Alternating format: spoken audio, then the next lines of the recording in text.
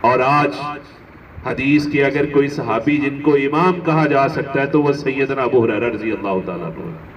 یہ مقام کیسے ملا؟ اپنی والدہ کے سامنے سر جھکانے سے، ان کی خدمت، ان کی عزت و توقیر کرنے سے۔ میرے بھائیوں، اگر آپ بھی کھویا ہوا مقام پانا چاہتے ہیں، آپ یہ چاہتے ہیں کہ آپ کی دعائیں، آپ کی مناجات قبول ہوں، آپ کی عبادت عبادت رہے، مشقت نہ بنے، آپ کی عبادت آپ کے لیے رحمت بنے، زحمت نہ بنے، تو اپنے گھر میں جو موجود آپ کے پیر ہیں، اصل آپ کے پیر آپ کے بوڑھے والدین ہیں، ان کے قدموں میں بیٹھ جائیں۔ اپنی والدہ کے ساتھ جس قدر آپ محبت بھرا سلوک کریں گے، اس قدر آپ کے لیے بڑا ہی رب العالمین کی رحمتوں کو یہ مجسم کرنے والا عمل ہوگا۔ نبی کائنات کی خدمت میں ایک صحابی بڑے بڑے شان حاضر ہوتے ہیں۔ اللہ کے رسول، بڑا گناہ سرزد ہو گیا ہے، میرے لیے کو معافی۔ رسول اللہ صلی اللہ علیہ وسلم کیسے رحمت للعالمین تھے، اپنے صحابی سے یہ نہیں پوچھا گناہ بتاؤ کون سا ہوا۔ آپ صلی اللہ تعالیٰ علیہ وسلم نے صحابی کے چہرے پہ نگاہ ڈالی، پوچھا حل لکا امن، میرے صحابی کیا ماں زندہ ہے؟ کہتے اللہ کے رسول والدہ حیات نہیں ہے۔ فرمایا حل لکا خالتن، کیا خالہ زندہ ہے؟ صحابی رسول کہتی ہیں اللہ کے رسول خالہ موجود ہے۔ رسول اللہ صلی اللہ علیہ وسلم نے فرمایا جاؤ ان کے ساتھ حسن سلوک کرو، اللہ تمہیں معاف کر دے گا۔ میرے بھائیوں، خالہ کے ساتھ حسن سلوک کا رب صلہ یہ دے کہ اللہ مغفرتوں کے در کھول دے، تو والدہ کے ساتھ حسن سلوک کا کتنا صلہ ہوگا؟ جس کی ماں زندہ ہے، جس کی ماں حیات ہے، جس کا باپ حیات ہے، اور باپ کی تو دعا کی قبولیت میں شک کی کوئی نہیں ہے۔ اللہ کے نبی صلی اللہ تعالیٰ علیہ وسلم کی حدیث ہے کہ ثلاث دعوات لا تردو، کہ 3 دعاؤں کو تو اللہ رد ہی نہیں کرتے۔ اس میں سے ایک دعوت الوالد لولدہ، کہ جب باپ اپنے لگتے جگر کے لیے اپنے رب سے مانگتا ہے نا تو رب کے ہاں انکار نہیں ہوتا۔ رب العالمین رحمتوں کو عام کر دیتے ہیں، اور جو مانگا جائے اللہ رب العزت عطا کرتے ہیں۔ آپ کسی موذی بیماری کا شکار ہیں، فقر و فاقہ میں مبتلا ہیں، آپ کسی جسمانی عارضے میں مبتلا ہیں، آپ اپنی اولاد کے ہاتھوں نالا ہیں، پریشان ہیں، آج ہی اپنے پیروں کے پاؤں میں پڑ جائیں، آج ہی اپنی والدہ کی جوتی کو اپنے سر پہ رکھ کے رب سے دعا کریں، دیکھیے قبولیت کیوں نہیں ہوتی۔ ان کو منانے کی کوشش کریں۔ نبی کائنات کے زمانہ میں ایک شخص تھا، جو زمانہ تو رسول اللہ صلی اللہ علیہ وسلم کا پایا، آپ نے کئی دفعہ سنا ہے، لیکن رسول عربی صلی اللہ تعالیٰ علیہ وسلم کی خدمت میں حاضر ہونے کا موقع نہیں ملا۔ ایک دفعہ اللہ کے نبی صلی اللہ علیہ وسلم صحابہ میں موجود ہیں، فرمایا ان خیر التابعین رجل یقال له اویس، فرمایا کہ تابعین میں سے ایک بہترین آدمی ہے جس کا نام اویس ہے۔ فرمایا اس کی والدہ ہے، وہ اس کے ساتھ حسن سلوک کرتا ہے، اور اس کی نشانی یہ ہے کہ اس کے جسم کے اوپر سفید داغ ہے۔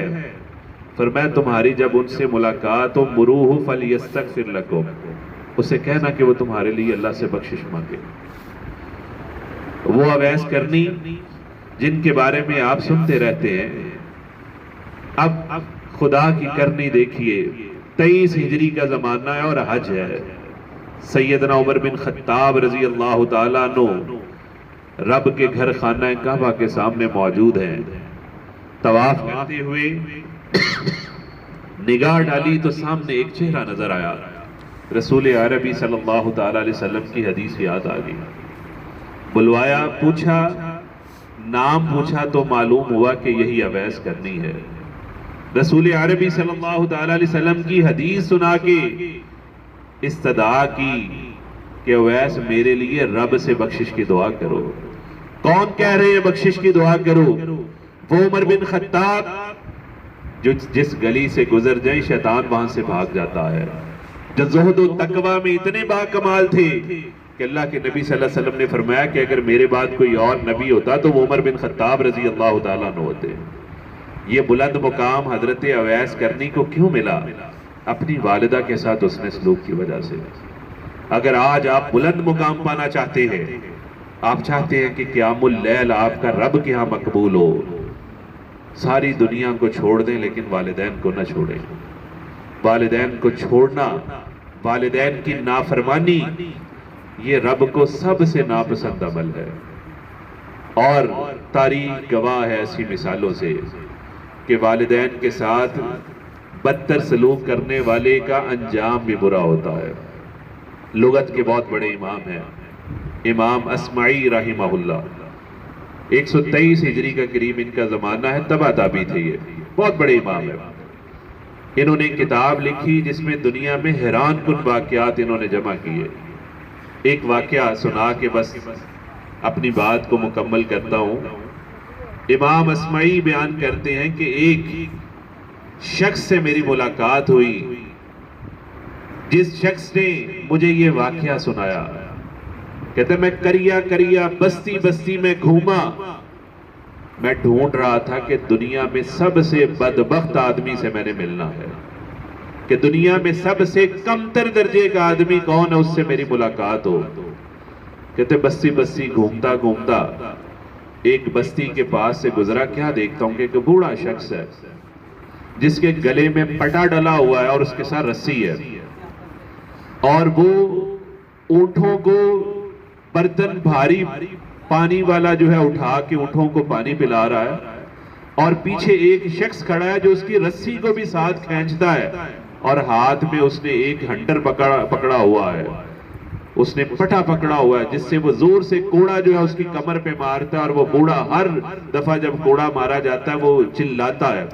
کہتے ہیں یہ منظر دیکھ کے میں بڑا پریشان ہوا، میرا دل دہل گیا۔ میں نے کہا اللہ کے دشمن، خدا تجھے غارت کرے، اس بوڑھے آدمی کے اوپر اتنا ظلم کیوں کر رہے ہو؟ کہتا ہے کہ یہ تو ابھی تم نے اتنی سی بات دیکھی ہے نا تو چلا رہا ہے، اگر میں تمہیں یہ بتا دوں کہ یہ بوڑھا آدمی میرا باپ بھی ہے تو پھر کیا کہے گا؟ کہتا ہے خدا تجھے غارت کرے، خدا تجھے ہلاک کرے، اگر یہ تیرا باپ ہے اور ساتھ میں تو اس کو مار بھی رہا ہے اور اس سے کام لے رہا ہے۔ وہ کہتا ہے تمہیں نہیں پتا میں تمہیں اس کے ساتھ ایسا سلوک کیوں کر رہا ہوں؟ یہ جو میرا بوڑھا باپ ہے یہ اپنے باپ کے ساتھ بھی یہی سلوک کرتا تھا، اس کا باپ اپنے باپ کے ساتھ بھی یہی سلوک کرتا تھا، اور میں اس کے ساتھ یہ سلوک کر رہا ہوں۔ امام اسمعی کہتے ہیں وہ آدمی وہاں سے فوراً پلٹ آیا کہ دنیا میں جو سب سے بدتر آدمی میں نے دیکھنا تھا وہ یہ ہے۔ میرے بھائیوں، پنجابی میں مثال ہے کہ نیوندرا واپس آ جاتا ہے۔ یہ نیوندرے ہیں، کر بھلا ہو بھلا۔ آج اپنے والدین کے ساتھ اس نے سلوک کریں گے تو آپ کی اولادیں آپ کے ساتھ اچھا سلوک کریں گی۔ آج اپنے ماں باپ کو آپ ستائیں تو پھر اچھے کی امید رکھیں تو یہ آپ کی خام خیالی ہوگی۔ جو بوئیں گے وہی کاٹیں گے، جو آج کریں گے وہی آپ کو اس کا صلہ ملے گا۔ اللہ رب العزت سے دعا ہے کہ اللہ جو بیان کیا اس پر عمل کرنے کی مجھ سمیت ہم سب لوگوں کو توفیق دے دے۔